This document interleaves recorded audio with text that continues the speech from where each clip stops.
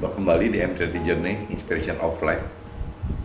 Pagi ini saya mau coba sharingkan gitu dengan judul kedalaman pengetahuan firman, kedalaman pengetahuan firman serta tingginya iman akan memaksimalkan kita menjadi alat Tuhan gitu.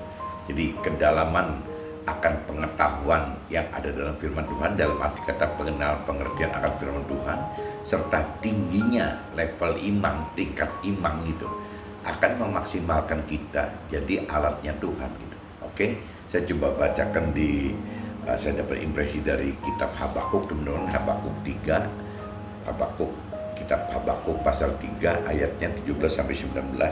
Ayatnya 17-19 saya bacakan.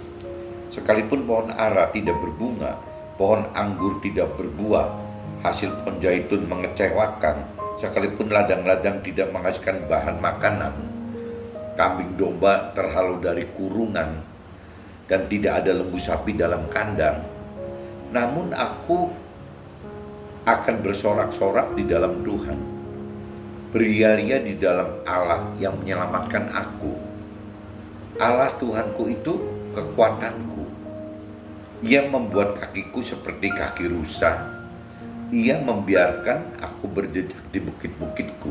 Nah ini 3 ayat tersebut teman-teman, ayat 17, 18, 19, ini mencerminkan teman-teman, walaupun dalam kondisi secara dunia, secara rasio kita dalam kondisi yang terpuruk gitu, tetapi apabila kita hidup di dalam Tuhan, di dalam pengenalan akan Tuhan, di dalam pengertian akan Tuhan yang dalam gitu, dan juga di dalam ketinggian tingkat iman kita, iman percaya kita kepada Tuhan yang tinggi gitu. Ini kondisi duniawi, kondisi rasio yang kita hadapi ini tidak akan berpengaruh apa-apa teman-teman terhadap ada di dalam roh kita gitu.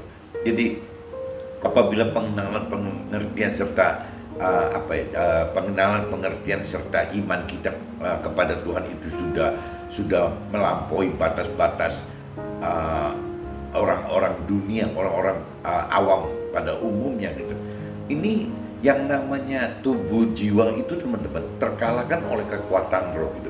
Jadi kalau kita ibaratkan manusia itu ada 3 dimensi gitu, ada tubuh, jiwa, dan roh gitu. Karena kita sudah masuk ke dalam pengenalan pengertian akan firman Tuhan itu kan kita udah masuk ke dalam, kita udah menghidupkan roh Tuhan di dalam kita, berarti kita iman kita akan menaik juga teman-teman.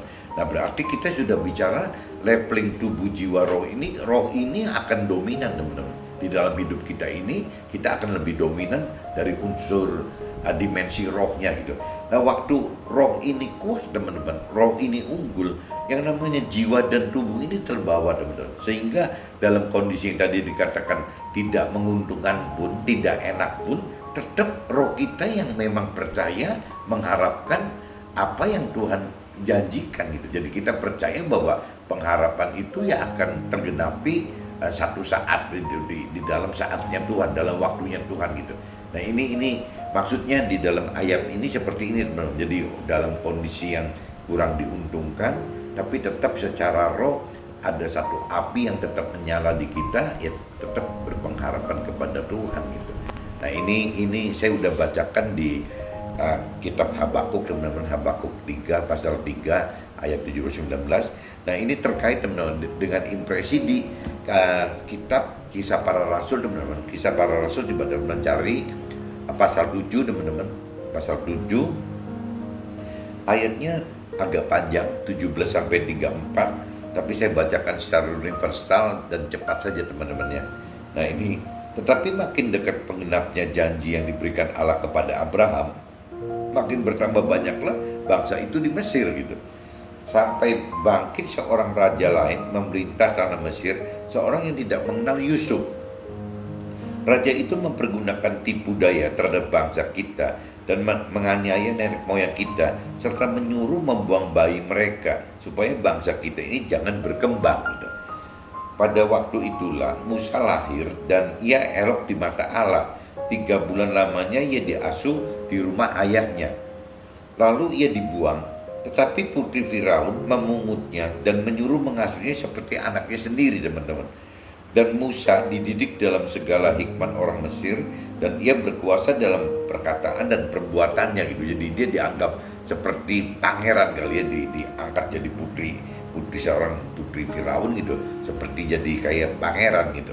Pada waktu ia berumur 40 tahun, timbullah keinginan dalam hatinya untuk mengunjungi saudara-saudaranya, yaitu orang-orang Israel gitu. Jadi karena Musa itu bukan orang Mesir gitu, orang Israel aslinya gitu.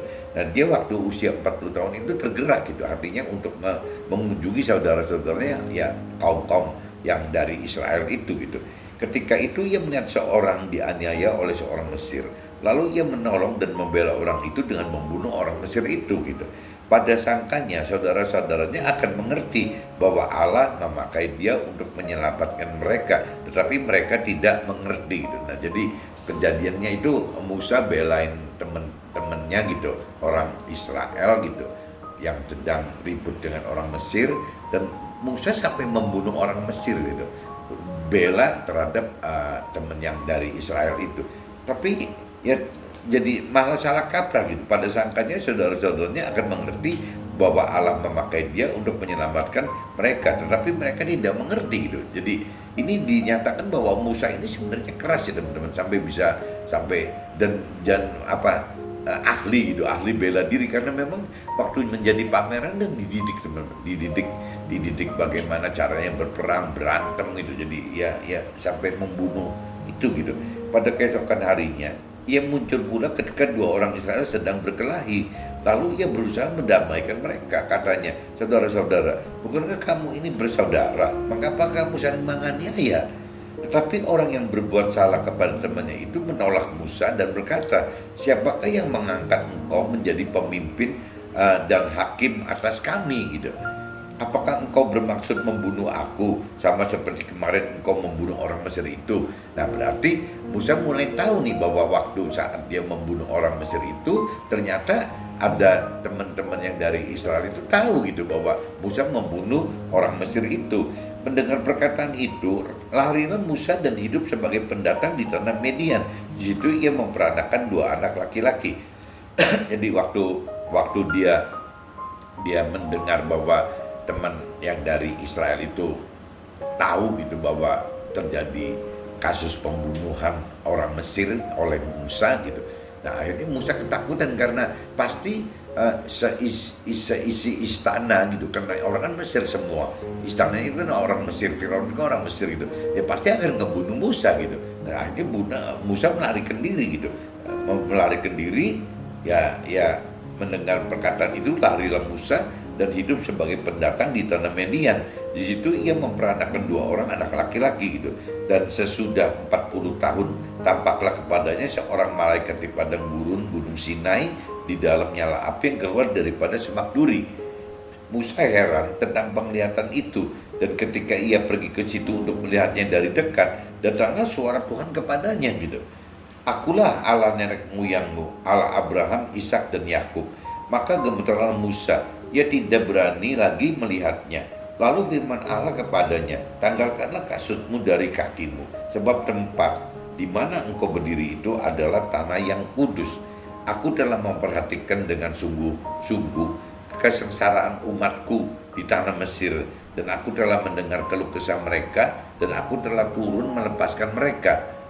Karena itu marilah engkau akan kuutus ke tanah Mesir. Jadi waktu Musa melarikan diri ke padang gurun teman-teman, ya akhirnya ya prosesnya seperti itu gitu.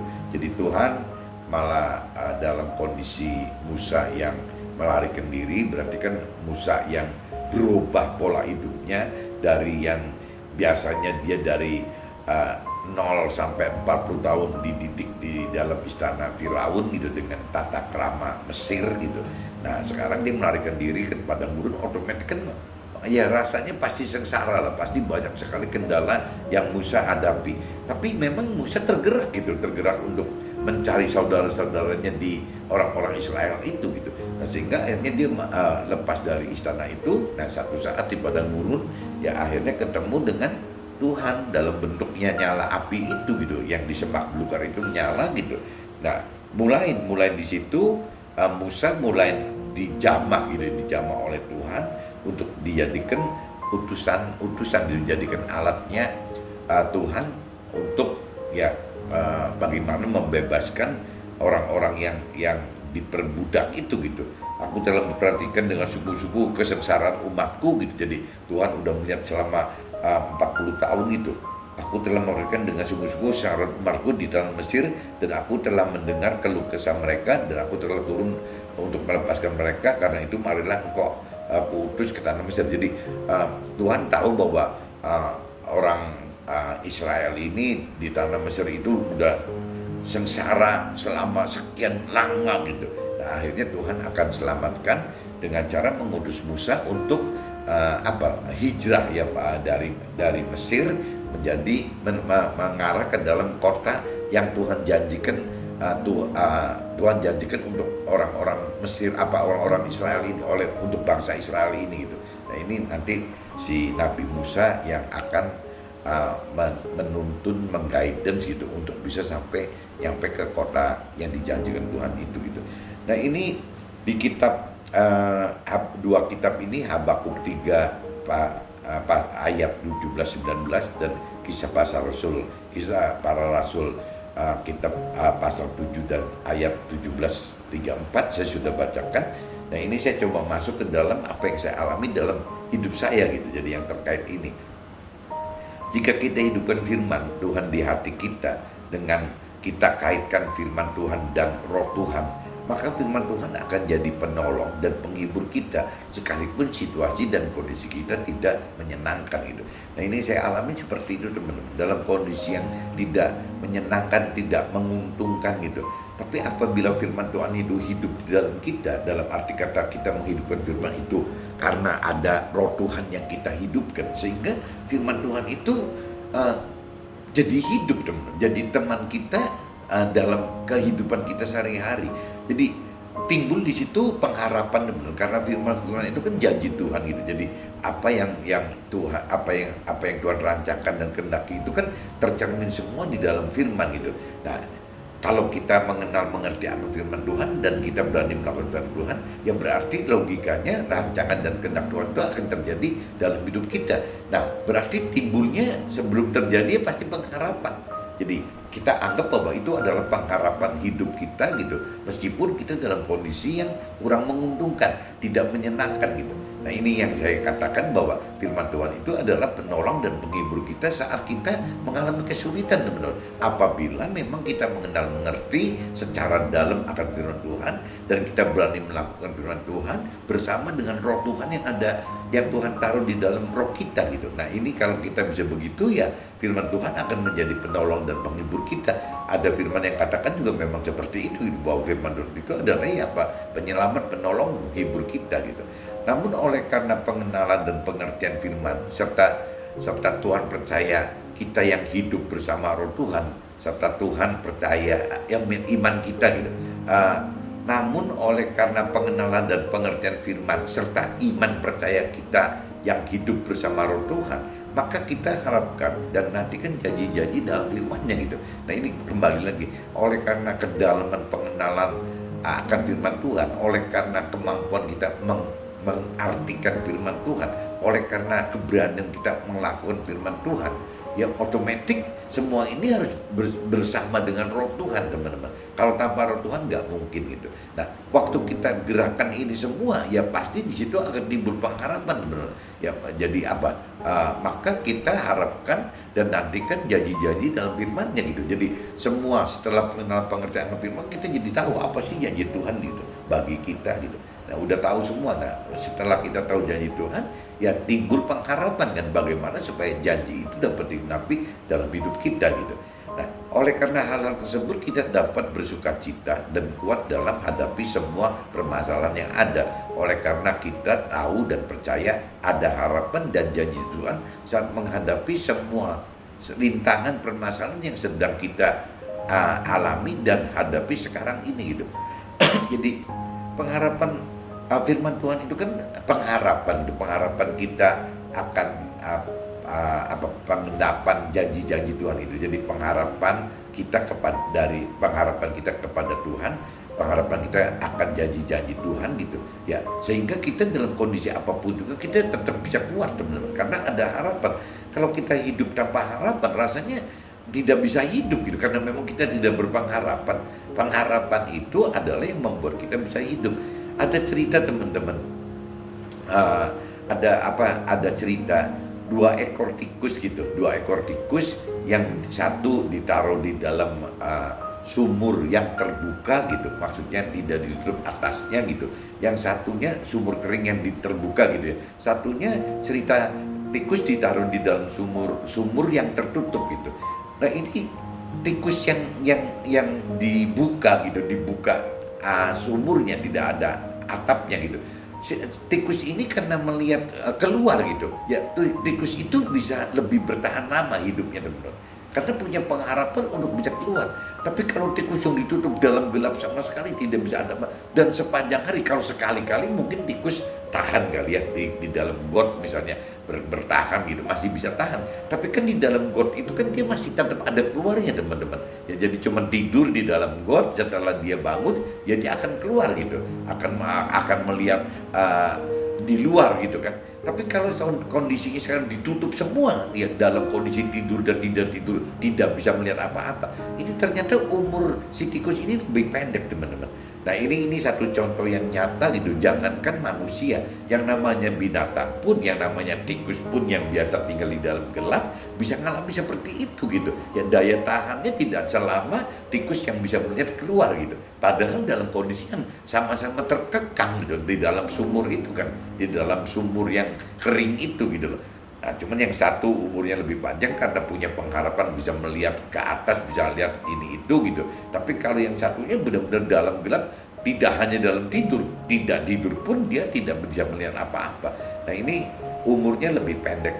Jadi kita sama teman-teman, apabila kita mengalami kesulitan, kita tidak punya pengharapan apa-apa, ya kita juga akan frustasi, depresi, ya akhirnya akan lebih cepat meninggal gitu kali teman-teman. Jadi bisa bunuh diri kali kalau memang kita depresi gitu. Banyak orang-orang kaya, orang-orang terkenal gitu, pemusik terkenal, artis yang terkenal, aktor terkenal juga banyak bunuh diri karena tidak melihat ada cahaya pengharapan gitu, cahaya pengharapan untuk hidup gitu. Akhirnya ya depresi dan biasanya bunuh diri gitu teman-teman. Nah ini cerita pengharapan itu begitu teman-teman, betapa pentingnya pengharapan, sehingga waktu saat kita mengalami kesulitan pun pengharapan ini yang menghidupkan kita. Nah pengharapan ini kalau di dalam firman itu ada teman-teman, ada pengharapan. Firman itu adalah pengharapan kita hidup untuk dapat menuai janji-janji Tuhan. Nah ini yang kita pegang gitu, sehingga kita menjadi kuat meskipun dalam kondisi yang kita alami saat ini, dalam kondisi yang tidak menyenangkan, tidak menguntungkan gitu. Tetapi karena ada pengharapan itu akhirnya kita kuat teman-teman. Nah ini gunanya firman itu untuk ini teman-teman. Apabila firman itu memang kita kenali, kita mengerti, dan memang kita berani teman-teman untuk melakukan ini gitu. Sehingga apapun yang terjadi saat kita melakukan firman, di dalam roh kita gitu, di dalam roh kita akan ada satu rasa bahwa ya kita melakukan firman ini ya karena memang kita percaya Tuhan gitu, karena kita beriman ke Tuhan. Nah oleh karena ini jiwa dan tubuhnya bisa dikalahkan gitu oleh roh kita gitu. Roh kita yang kuat ini akan memenangkan jiwa dan tubuh kita. Saat roh kita menang, ketidaksenangan, kekurangan, kesulitan apapun juga yang terjadi terhadap tubuh dan jiwa kita, akhirnya ya bisa teratasi teman-teman, karena memang roh kitanya yang kuat gitu. Karena apabila roh kita kuat, tubuh dan jiwa akan ke bawah teman-teman. Jadi kuncinya ada di roh. Nah cuman orang dunia kan kurang mengenal roh gitu. Jadi orang dunia yang sering saya sharingkan hanya bicara sebatas tubuh dan jiwa saja gitu. Nah padahal kekuatan manusia sebenarnya itu ada di roh gitu. Bedanya manusia dengan makhluk yang lain, Tuhan ciptakan itu karena manusia itu punya roh, sedangkan makhluk yang lain tidak punya roh teman-teman, tidak bisa hidup rohnya gitu. Nah ini yang teman-teman mesti sadar bahwa manusia itu beda dengan makhluk yang lain gitu. Seperti binatang kan nggak ada rohnya, cuma bicara tubuh dan jiwa saja gitu. Tapi kalau manusia itu ada rohnya. Nah cuman manusia dunia kadang-kadang tidak mengenal, tidak mengerti bahwa di dalam tubuh dan jiwa mereka itu ada roh gitu. Sehingga manusia dunia hanya bicara bagaimana mengandalkan hidup itu dari sisi tubuh dan roh aja. Nah untuk bisa transformasi bagaimana kita hidup dengan roh, ya nggak jauh-jauh harus mengalami satu proses perubahan hidup, proses perubahan pola hidup gitu. Contohnya ya banyak sekali ya, cerita dari mulai Yusuf kan, Yusuf sebagai penguasa, wakilnya Firaun gitu. Ya itu juga kan mengalami proses-proses perubahan hidup yang tidak menyenangkan teman-teman, sampai ujungnya bisa jadi seperti itu. Nah, Nabi Musa juga sama juga mengalami seperti itu kan. Jadi bagaimana dia terbuang dari Mesir, dari keluarga Firaun, dari pangeran menjadi pangeran, itu masuk ke dalam gurun gitu sekian lama gitu. Nah akhirnya sampai dia nuntun umatnya itu ya lama sekali teman-teman, 40 tahun gitu di perjalanan dalam padang gurun gitu. Ya pasti nggak mudah gitu, nggak mudah. Tapi kenapa Musa, Yusuf itu bisa bertahan? Ya kembali lagi karena memang ada pengenalan pengertian akan Tuhan, ada pengenalan pengertian akan janji-janji Tuhan, ada pengenalan pengertian akan rancangan dengan Tuhan, sehingga tidak Yusuf tidak Musa, ya dua-duanya kuat, dan semua tokoh di kitab suci itu kuat karena itu gitu, karena ada pengharapan di dalam Tuhan gitu.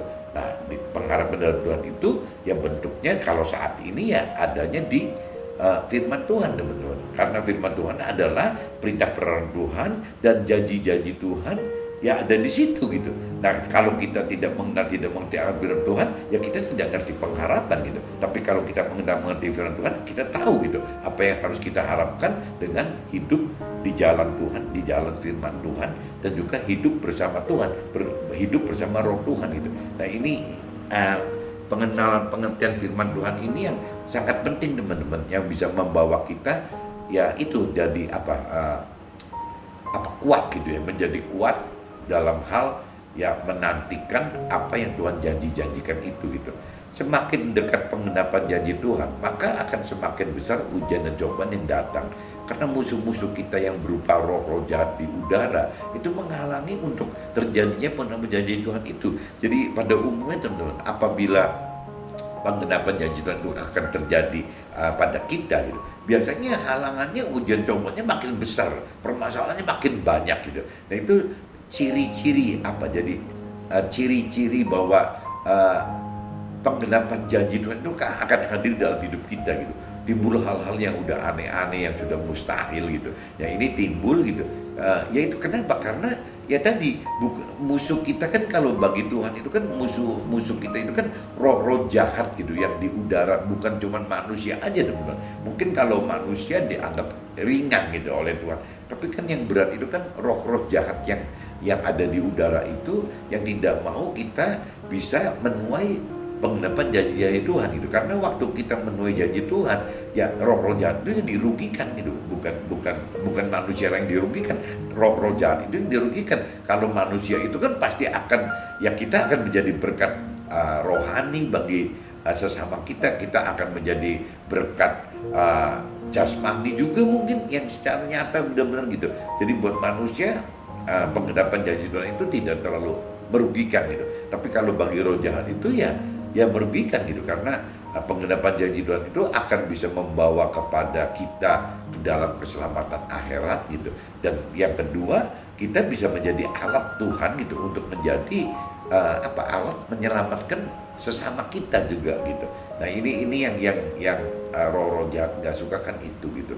Ada saat Tuhan tempatkan orang-orang pilihannya, ada saat Tuhan tempatkan orang-orang pilihannya pindah dari kehidupan lama kepada kehidupan yang baru, yang sangat bertolak belakang, sehingga memiliki waktu yang lebih banyak dan lebih terarah kepada hal-hal yang bersifat roh gitu, terkait kedalaman pengenalan dan pengertian akan firman, serta ketiga tingkat iman melakukan firman Tuhan. Jadi maksudnya gini teman-teman, cara Tuhan mendidik kita, cara Tuhan mengajar kita, biasanya Tuhan pakai seperti contohnya Yusuf gitu. Yusuf itu kan dipisahkan dari keluarga besarnya, sehingga dia terlunta-lunta sendiri kan.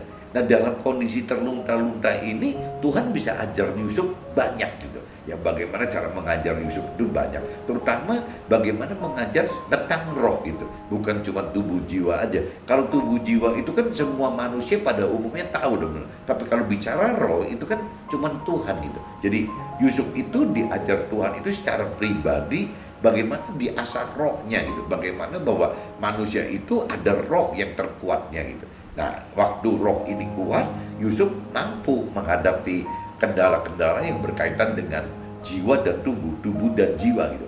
Kuat. Kenapa kuat? Karena ada roh yang dominan di dalam hidup Yusuf. Nah, sebenarnya Nabi Musa juga mengalami hal yang sama, teman-teman. Nabi Musa itu juga mengalami proses itu nggak sebentar gitu. Proses Nabi Musa itu bisa berpuluh-puluh tahun gitu di padang gurun kan gitu. Nah, sama Nabi Musa itu sampai Tuhan bisa bentuk, Tuhan firman katakan bahwa orang yang lembut hati itu ya Nabi Musa gitu tuh. Padahal kalau kita melihat dari awal cerita tadi yang kita bacakan di kitab Kisah Para Rasul tadi gitu, bahwa Nabi Musa itu waktu umur 40, waktu remaja, waktu dewasa gitu ya, waktu dia seperti pangeran, dia itu keras sekali loh teman-teman. Kenapa saya bisa ngomong keras? Loh, waktu dia membela temannya orang Israel itu dia bisa ngebunuh orang Mesir kok. Berarti kan memang keras, terampil untuk berbuat keras gitu, berbuat berani gitu. Itu. Tapi kenapa setelah Nabi Musa berjalan sekian puluh tahun di padang gurun, kok Tuhan bisa katakan bahwa Musa itu adalah yang paling lembut gitu, hatinya paling lembut gitu. Nah, lembut itu karena kaitannya balik lagi proses kan, proses bagaimana perubahan dari pola hidup yang lama menjadi Musa yang dengan pola hidup yang baru. Nah, pola hidup yang baru itu ya Musa itu berubah, ya mungkin jadi yang biasa jadi pangeran sekarang tidak jadi pangeran, yang biasanya berkecukupan jadi sekarang berkekurangan, yang tadinya misalnya keras menjadi lemah lembut, yang lembut gitu, bukan lemah gemulai teman-teman, lembut gitu, maksudnya hatinya lembut, bukan fisiknya yang lembut gitu. Kalau fisiknya yang lembut kan berarti lemah gemulai gitu, ini bukan lemah gemulai, lemah lembut gitu, hatinya lemah lembut, banyak penuh kasih gitu, gampangnya gitu. Nah, Musa itu alami seperti halnya Yusuf juga teman-teman, jadi prosesnya begitu. Nah, apakah kita alami seperti itu gitu? Apakah kita dalam hidup alami seperti itu? Atau kalau kita ibaratkan kita seperti Musa, apa kita sih nggak mau gitu? Lihat, lepas dari Firaun, lepas dari istana gitu. Apa kita seperti itu? Kalau Nabi Musa sih berani, memang dia tergerak hatinya gitu, ya untuk bagaimana menyelamatkan sesamanya, akhirnya meninggalkan Mesir kan, meninggalkan kepangerannya. Nah, kita manusia pada umumnya susah teman-teman. Apabila kita tidak mengenal, tidak mengerti aturan Tuhan, tujuan hidup kita ini yang paling utama kan bagaimana sukses di dunia ini gitu. Tapi kalau tujuan Tuhan kan beda, bagaimana keselamatan di akhirat nanti gitu. Nah, Nabi Musa itu kan sama. Kalau dia bicara kesuksesan duniawi, mungkin dia tidak berani meninggalkan istana Mesir gitu. Tapi karena dia bicara, dia ada pengertian bahwa hidup itu bukan cuma kesuksesan duniawi, tapi hidup itu adalah bicara keselamatan akhirat. Akhirnya Nabi Musa meninggalkan Mesir, meninggalkan melepaskan jabatan pangerannya gitu ya. Ya coba bayangin kita seperti apa sih gitu. Kalau Nabi Yusuf kan mungkin setengah terpaksa gitu, setengah dijahatin oleh saudara-saudara seperti itu. Jadi ikut Tuhan itu bisa dua teman-teman. Kalau kita mengacu kepada Nabi Yusuf adalah dijahatin oleh orang lain gitu ya. Tapi kalau bicara kita melihat Nabi Musa, itu bukan dijahatin, itu memang Nabi Musa tergerak sendiri untuk bisa mencari kebenaran yang lebih dalam lagi gitu, untuk mencari keselamatan akhirat. Dua-duanya sama teman-teman. Nabi Yusuf juga mendapatkan keselamatan akhirat dan kesuksesan duniawi. Nabi Musa juga sama gitu, mendapatkan keselamatan akhirat gitu. Jadi sasaran ujungnya, prioritas satunya keselamatan akhirat. Dua-dua tokoh ini mendapatkan itu. Cuman caranya aja Nabi Yusuf setengah dijahatin orang. Jadi bukan karena awalnya keinginan pribadinya Yusuf gitu. Tapi kalau Musa ini benar-benar dari pribadinya Musa. Jadi ya terserah kita termasuk kategori yang mana. Kalau kita dicongklokin orang sampai jadi mengenal Tuhan lebih dalam, ya kita harus bersyukur juga gitu. Tapi sebaliknya apabila kita tergerak dari hati kecil kita untuk terus otomatis ikut Tuhan juga ya puji Tuhan, alhamdulillah gitu. Kita bisa dalam posisi mendapatkan kebenaran yang Tuhan inginkan gitu. Nah, ini Ini gampangnya seperti itu gitu. Nah, yang terakhir, proses inilah yang Tuhan kehendaki. Ini ada saat Tuhan tempatkan orang-orang pilihannya pindah dari kehidupan lama kepada kehidupan baru yang sangat bertolak belakang. Nah, contohnya tadi kan saya udah ya, Nabi Yusuf dengan Nabi Musa gitu kan, udah cerita begitu. Nah, sehingga memiliki waktu yang lebih banyak dan lebih terarah kepada hal-hal yang bersifat roh. Nah, ini kan tadi kan kalau dengan adanya keterpisahan itu ya otomatis jadi Nabi Musa dan Nabi Yusuf ini akan lebih menggeluti kan urusan rohani, roh dengan Tuhan gitu. Bagaimana terkait dengan kedalaman pengenalan pengertian akan Tuhan, ya bagaimana berani melakukan perintah-perintah Tuhan, ya otomatis kan jadi imannya meningkat. Proses seperti itu. Nah, proses inilah yang Tuhan kehendaki agar kita lebih lengkap dan lebih tangguh saat dibakar sebagai alat Tuhan itu. Nah, Tuhan biarkan proses ini ke Nabi Yusuf gitu, maupun ke Raja Yusuf ya, Nabi Yusuf gitu, dan juga ke Nabi Musa ya, karena tujuannya begitu, bagaimana supaya tokoh-tokoh ini menjadi benar-benar kuat gitu, menjadi lebih lengkap gitu, bagaimana bicara soal tubuh, bagaimana bicara soal jiwa, bagaimana bicara soal roh gitu. Ini udah lebih lengkap dan memang tangguh, benar-benar tangguh karena mengalami banyak sekali permasalahan. Nah, ini yang akan menjadi alat Tuhan yang potensi gitu nantinya gitu. Nah, kita juga sepertinya sama teman-teman. Jadi kita rasanya kalau ingin tergerak, ingin menjadi alat Tuhan yang besar, yang maksimal gitu, ya kita rasanya tidak bisa menghindar dari cara-cara yang dialami oleh Yusuf dan Musa gitu ya. Kita tidak bisa menghindar itu. Cuman pertanyaannya kan, apakah kita memang dijahati orang sehingga kita menemukan kebenaran yang lebih, contohnya kayak Yusuf gitu, atau dari hati kita kecil sendiri timbul rasa ingin coba mencari kebenaran yang lebih gitu. Contohnya Nabi Musa tadi. Jadi ada dua-duanya. Yang penting kita mau yang mana, mau yang karena seperti Nabi Yusuf alami atau seperti yang Musa alami, ya dua-duanya itu sama. Nah, yang takut, yang dikhawatirkan itu apabila kita memang nggak berani seperti Nabi Musa ya, untuk bisa punya kehendak sendiri untuk mencari Tuhan lebih dalam lagi gitu ya, pengertian Tuhan lebih dalam lagi, meningkatkan iman lebih tinggi lagi. Tapi kita juga tidak ada yang ngejongklokin gitu, tidak ada yang jahatin untuk kita terjebur untuk lebih mengerti akan Tuhan lebih dalam gitu. Nah, ini saya pikir yang terbaik mungkin seperti yang Nabi Musa alami gitu ya, memang dari hati kecil kita ada gerakan untuk kita mau mencari Tuhan lebih dalam gitu. Mudah-mudahan dengan hari ini saya coba jelaskan begini, jadi kembali lagi seperti judulnya, kedalaman pengetahuan, pengenalan, pengertian akan firman, serta tingginya tingkat iman percaya kita kepada Tuhan, itu ya akan memaksimalkan kita menjadi alatnya. Contoh yang tadi saya katakan seperti Yusuf dan Musa gitu, dia akan jadi benar-benar potensi sekali menjadi alat Tuhan. Nah, apakah kita mau seperti mereka gitu? Kalau kita mau, ya caranya gitu. Mungkin yang terbaik itu nggak perlu harus nungguin dijahatin orang seperti yang dialami Yusuf gitu. Tapi ya apakah tidak lebih baik dari hati kita seperti Musa, tergerak untuk mencari Tuhan lebih jauh lagi, lebih dalam lagi. Oke, mungkin pagi ini cukup begini. Apabila kira-kira ada manfaat, ya coba disebarkan ke teman-teman lain supaya teman-teman lain tahu, minimal memikirkan ada cerita seperti ini loh, ada cerita seperti Yusuf dan Musa gitu. Bedanya ya kayak begitu meskipun sasarannya sama. Tapi kalau saya nyarankan, cobalah kita gerak sendiri saja gitu, hati kita tergerak untuk bisa. Nah, ini untuk bisa tergerak kan kita harus mengerti firman Tuhan dulu teman-teman. Kalau kita mengerti firman Tuhan ya, dan kita hidupkan roh Tuhan untuk lebih mengerti, pengertian itu timbul karena dari sisi Tuhan gitu ya, kita akan bisa seperti Musa gitu, akan lebih mudah seperti Musa. Jadi tergerak sendiri untuk berani untuk makin dekat dengan Tuhan. Oke, see you, bye bye.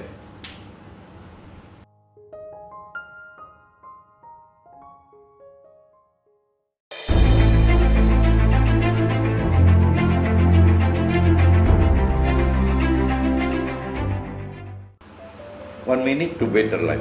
Tuhan dapat menghembuskan berkat duniawi bagi kita sebelum kita melakukan firman.